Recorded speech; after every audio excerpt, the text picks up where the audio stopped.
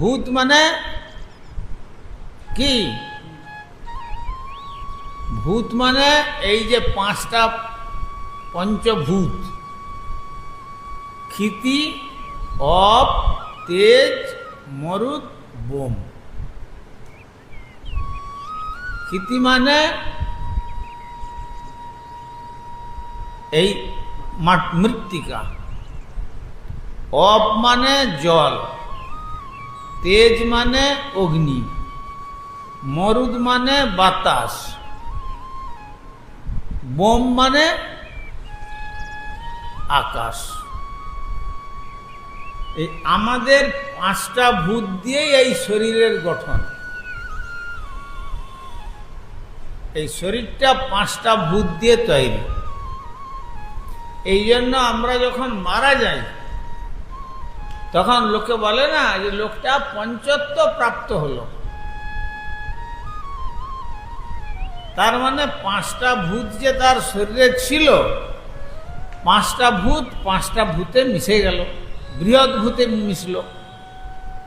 মানে শরীরের মাটির অংশটা পুড়ে ছাই হয়ে কিছুদিন থাকতে থাকতে ওটা মাটিতে পরিণত হলো।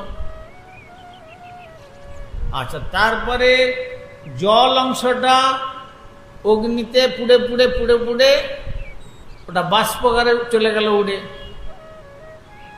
জল অংশটা। আর তেজটা যেটা ছিল অগ্নি, অগ্নিটা অগ্নির মধ্যে মিশে গেল। আর ভিতরের যে বাতাসটা মরে গেলে দেখবে পেট টেট ফুলে যায়, তখন তো আর অক্সিজেন নিতে পারে না, তখন পেটের মধ্যে সব কার্বন ডাই অক্সাইডগুলো ঢুকে যায়, এই জন্য ফুলে যায়। সেটা বাতাস অংশ। আর সেটা যখন পুড়ে দেওয়া হয় তখন বাতাসটা এই মহা বিশ্বের বাতাসে মিশে যায়। আর যেটা সূক্ষ্ম ফাঁকা অংশটা কোথায় আছে? পেটের মধ্যে ফাঁকা অংশ আছে। সেই ফাঁকা অংশটা এই আকাশে মিশে যায়। ক্ষিতি, অপ, তেজ, মরুদ, বোম। এই জন্য আমাদের শরীরটা হচ্ছে পাঞ্চভৌতিক শরীর। কিন্তু এই পাঞ্চভৌতিক শরীরটা